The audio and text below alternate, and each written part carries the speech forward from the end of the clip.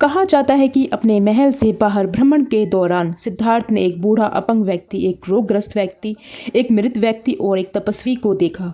बौद्ध धर्म में इन 4 दृश्य को 4 स्वर्गीय स्थलों के रूप में जाना जाता है।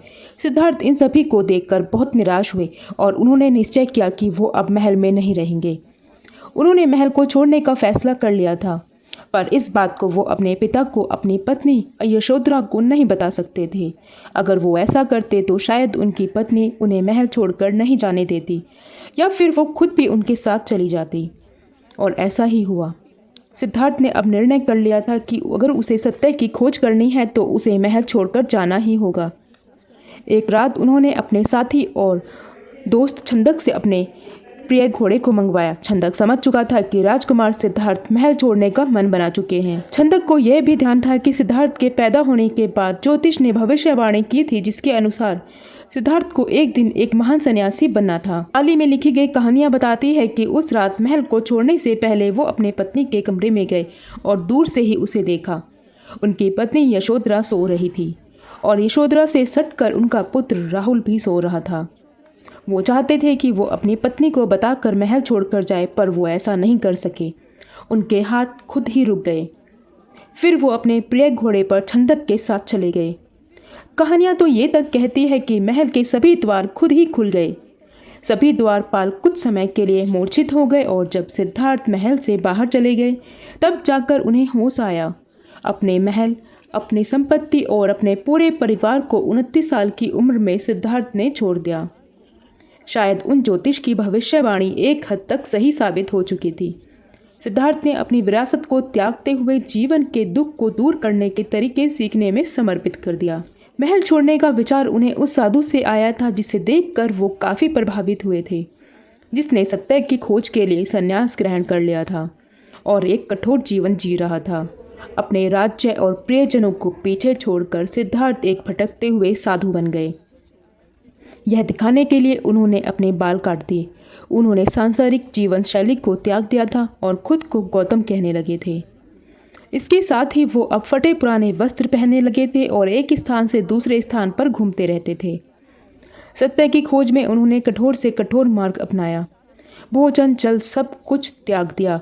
वे घंटों तक और कभी कभी काफ़ी दिनों तक एक ही आसन में बैठे रहते।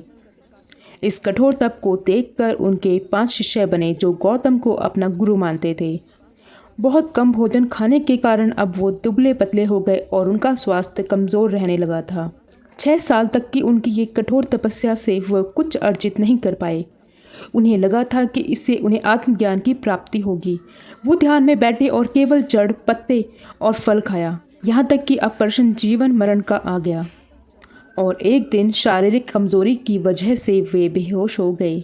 उन्हें सुजाता नाम की लड़की ने बेहोशी की हालत से उठाया और खीर खिलाई।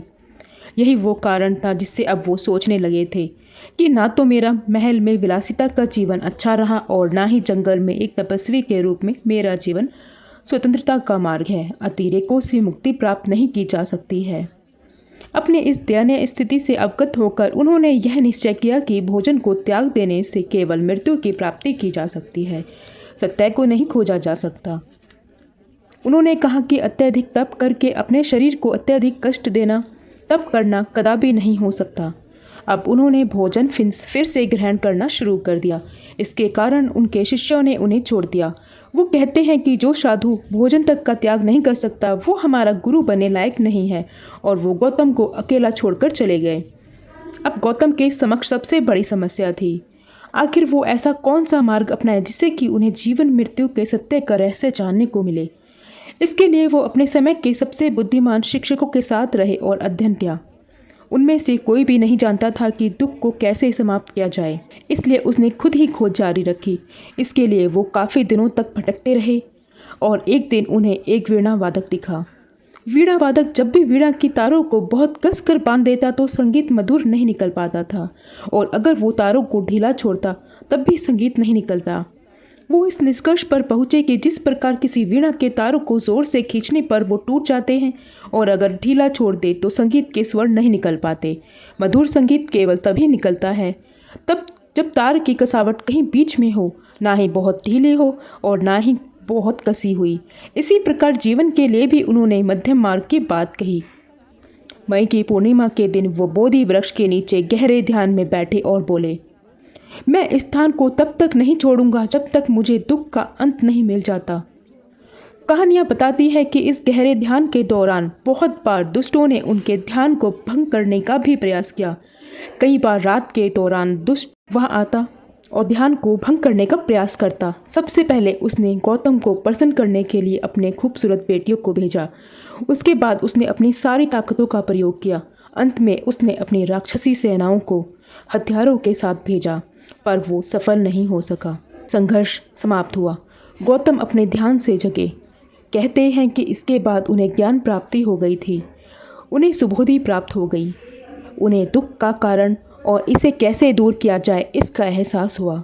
उन्होंने सबसे सर्वोच्च ज्ञान प्राप्त किया था और चीज़ों को समझ लिया था जैसे वे वास्तव में है। गौतम वो बुद्ध बन गए थे, अर्थात जागृत, जो सत्य को जान गए थे। अब उनमें एक नया तेज था, नई ऊर्जा थी और नए उत्साह के साथ वो परिवर्तन लाना चाहते थे। इसी के बाद से उन्हें शाक्य योनि बुद्ध कहा जाने लगा। इससे आगे की घटना जानने के लिए सुनिए अगला एपिसोड।